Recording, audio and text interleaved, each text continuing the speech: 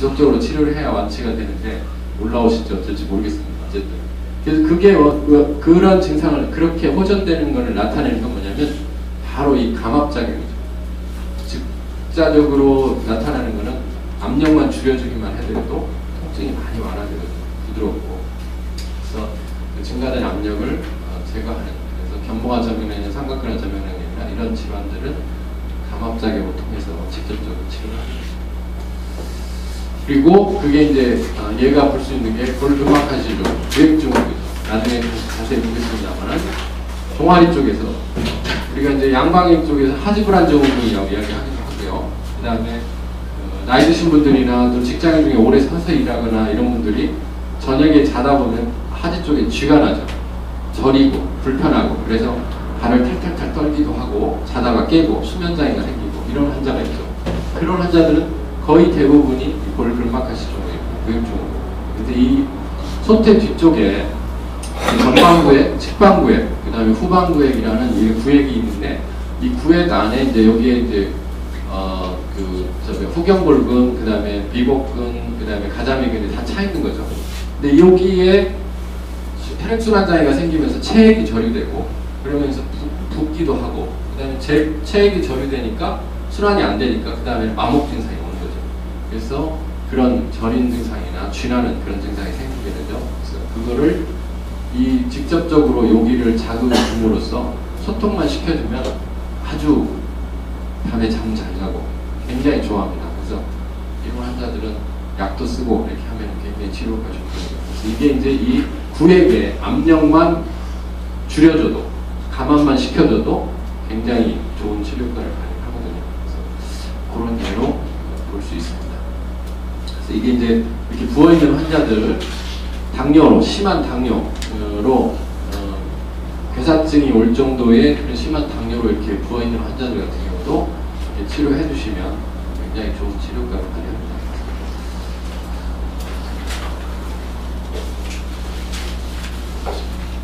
이분도 당뇨성으로 인해서 지금 하지가 거의 괴사고 진행되어지는 그런 환자였습니다. 그래서 침도로 그 피부부터 뚫고 들어가서 가자미근 비복근을 뚫고 그 심부근막까지 들어가서 심부근막을 가볍게 절개해 주는 겁니다.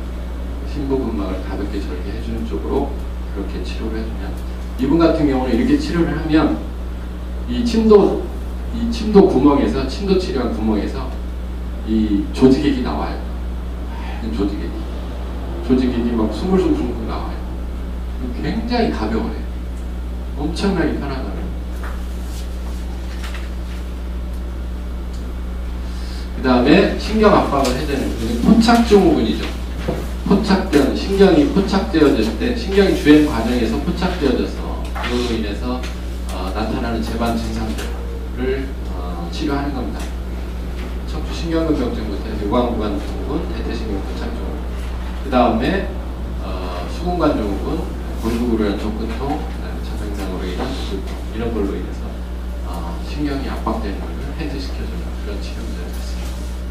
대퇴신경 포착증후군은 주로 환자 중에서 이 앞쪽이, 여기가 저리다고 하시는 분들, 이쪽이 저리다고 하는 분들이 이제 폐쇄신경이 포착돼서 오는 경우도 있고, 대퇴신경이 포착돼서 오는 경우도 있는데 상당히 많습니다. 이게 이제 디스크라고, 무조건 디스크라고 생각하실 게 아니고 앞쪽에서 이 폐쇄신경이나 대퇴신경이 포착돼서 오는 저림 증상이 있으니까 꼭 확인을 해보셔야 되는데, 이 대퇴신경이 분지가 여기서 서해인대 밑으로 해서 장골근하고 대요근 사이로 해서 이렇게 내려오는데 이 부위에서 포착이 잘 일어납니다. 그다음에 폐쇄신경 같은 경우는 그 서해부 쪽에서 포착이 많이 잘 일어나고요. 그래서 이 서해인대 쪽을 치료를 해주면 서해인대하고 그다음에 장골근 쪽을 치료를 해주면 포착된 게 풀어지면서 저림 증상이 완화가 되거든요. 그래서 그런 증상으로 치료할 수가 있습니다. 그 다음에 혈액순환, 아까 이야기한 도색을 해결해 주는 거죠. 무혈성 괴사증에 관한 치료 기전입니다. 시간이 많이 돼서 이렇게 치료를 한다라는 얘기가 되겠습니다.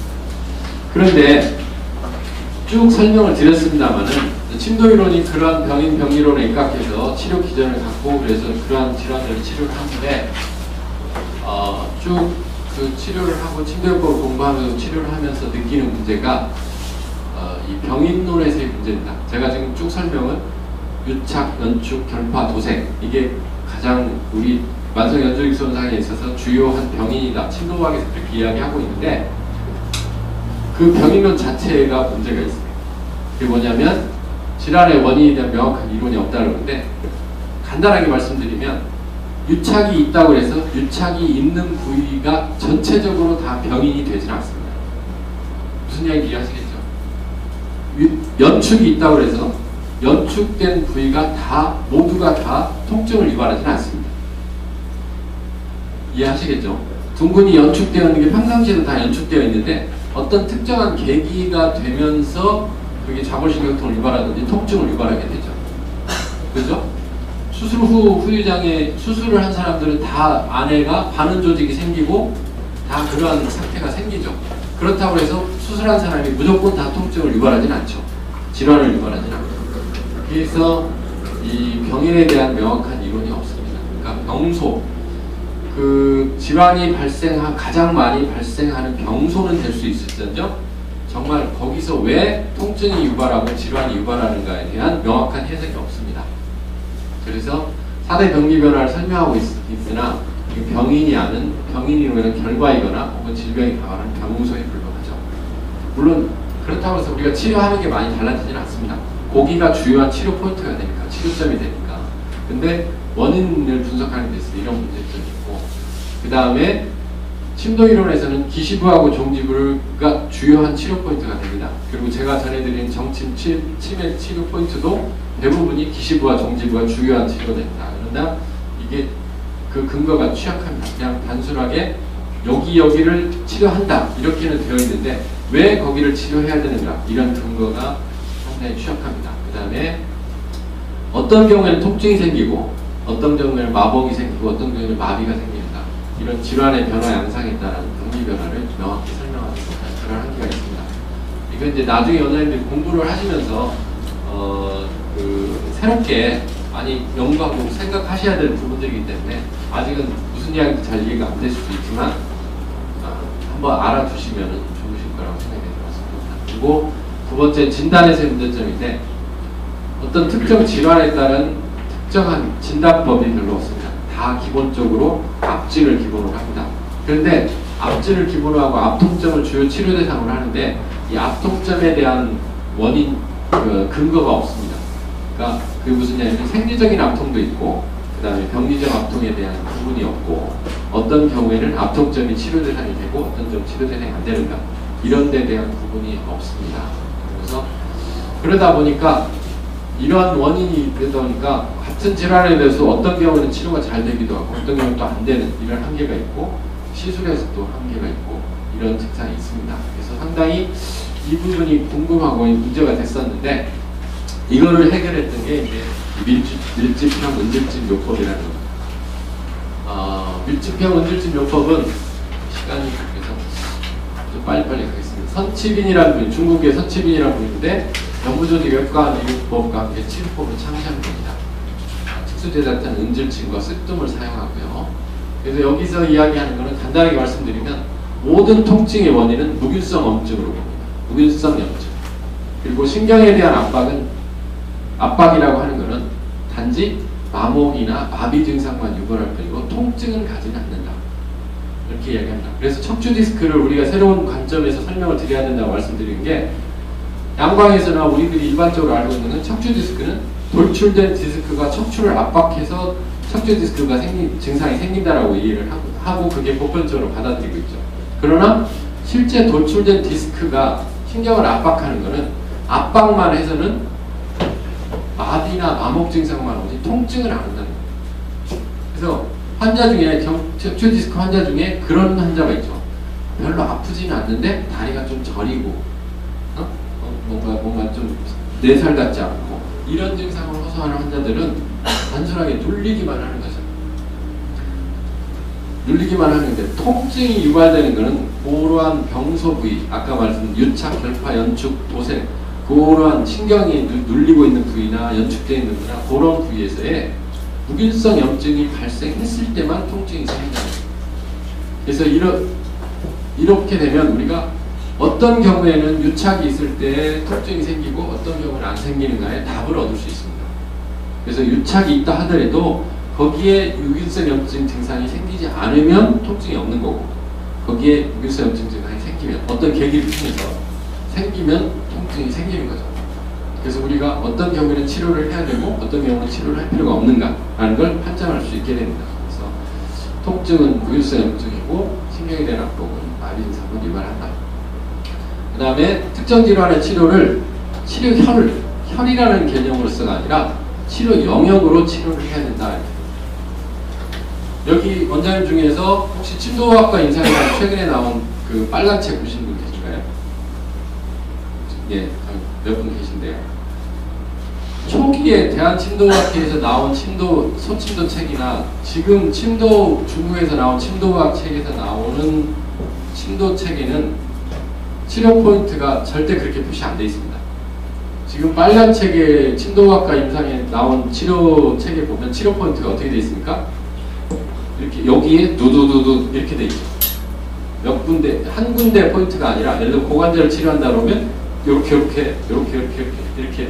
이렇게 구역으로 표시되어 있습니다.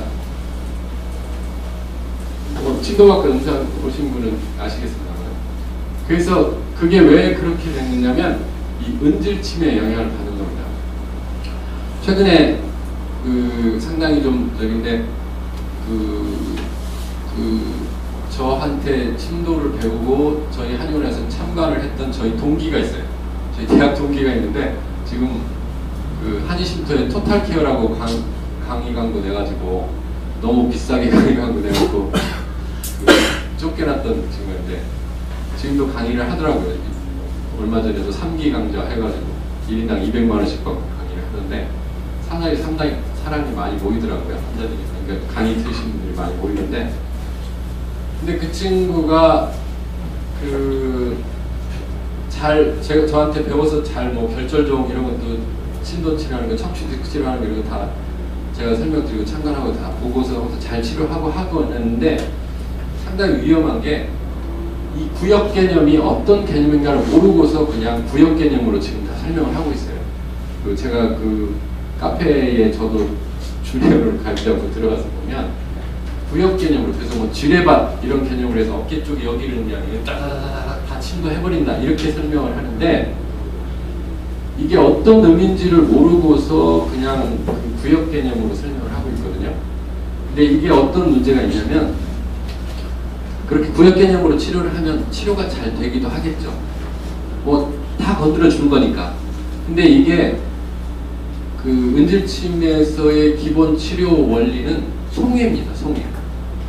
그래서 침이 어디까지 들어가냐면 단순하게 근육만 들어가는 게 아니라 골까지 다 들어가야 된다. 기시부, 종지부까지 다 들어가야 돼. 다 들어가서 거기서 기시부하고 종지부에 또는 척추가 신경이 나오는 부위에 결체 조직, 지방 조직의 결체 조직을 박리시키는 거예요. 송해시키는 거거든요. 이게 핵심인데, 사실 침도는 박리작용은 약합니다. 도의 형태를 띠고 있기 때문에 절개가 강하죠.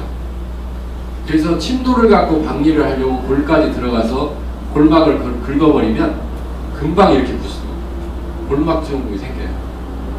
그리고 이 구역 개념으로서 치료를 하다 보면 잘못하면 어떻게 됐습니까? 목 같은 데나 엉덩이나 이런 데는 상관없어요. 목 같은 데나 이런 데는 잘못하면 혈관이나 신경을 건들겠죠. 위험합니다.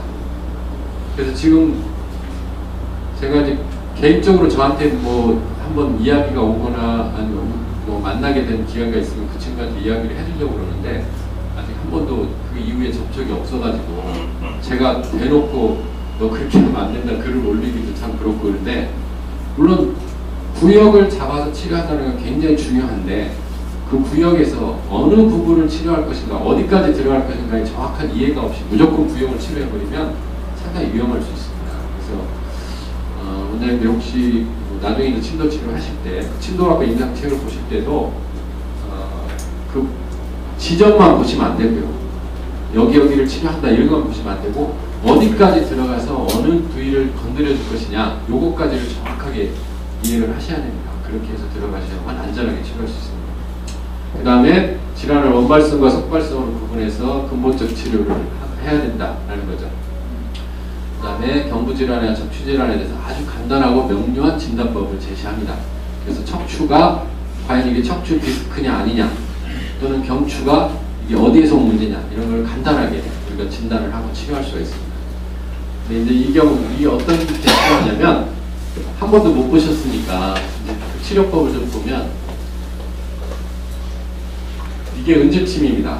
긴 거는 3, 40cm 정도 되고요. 짧은 건 25cm 정도, 15cm에서 25cm 정도 되는데, 그 침을 지금 보시다시피 박아요. 침을 놓는 게 아니고 박아서 장골면까지 다 다는 겁니다.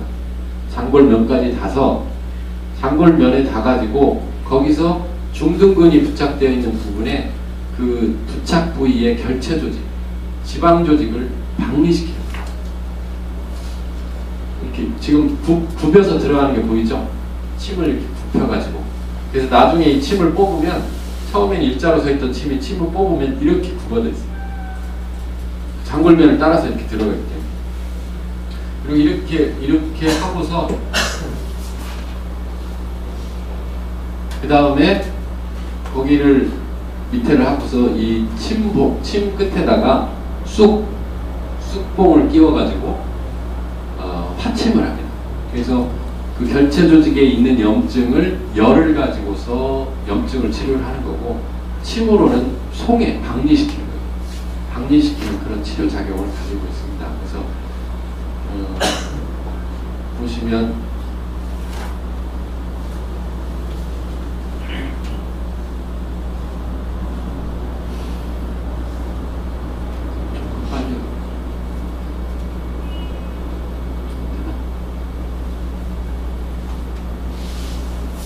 그래서 이제 이거는 치료를 할 때 다 리도카인을 놓고서 통증을 못 느낀 상태에서 침을 놓고 치료를 하기 때문에, 사실 이 침도 구입하기도 힘들고 가서 교육을 받은 사람만 침을 줘요.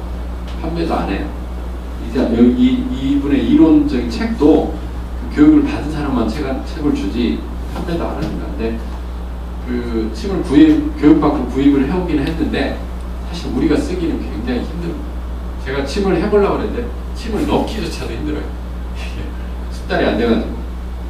그런데 중요한 거는, 이분이 외과 의사인데 40년 동안 이 연조직 손상에 대해서 고민을 하신 거예요. 그래서 그걸 피부부터 시작을 해가지고 모든 연조직을 표층부터 해가지고 심층까지 다 절개에 들어가면서 각각의 부위를 제거했을 때 또는 신경을 눌렀을 때 어떤 현상이 생기는가, 이걸 다 규명을 하신 거예요.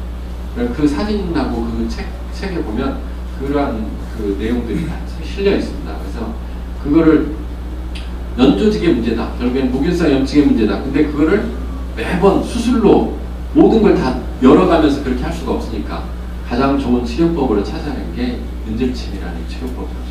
이 은질침은 그 본인이 처음 개발한 건 아닙니다. 중국의 다른 사람이 이 은침을 썼더라고요, 파침을. 근데 그걸 갖다가 본인이 개량해가지고 이렇게 해서 만들어서 자기 나름대로 침법을 정리해서 이렇게 치료를 하고 있습니다. 이 만성 골반동통 증후군 환자들이나 척추 디스크 환자나 이런 아주 어려운 질환의 난치성 질환 환자들은 굉장히 좋은 치료과를 발휘합니다. 직접 그때 가서 교육을 받을 때도 받고. 그래서 이 치료과를 발휘하는 것은 결국에 병번 부위에 가서 정확하게 송해를 해주고 박리를 시켜주고, 그 다음에 염증을 제거하고, 이렇게 해서 하기 때문에 치료가 되는 거죠. 그래서 이제 이분이 주창하시는 게 이침대도 침으로 수술을 대신한다. 저희 그래서 연부조직학회의 그 모토도 이침대도입니다. 그 다음에 앞으로는 이학대도, 한약, 중의학을 통해서 수술을 대신한다. 이런 주창을 하십니다. 그렇게 치료를 하고 있습니다.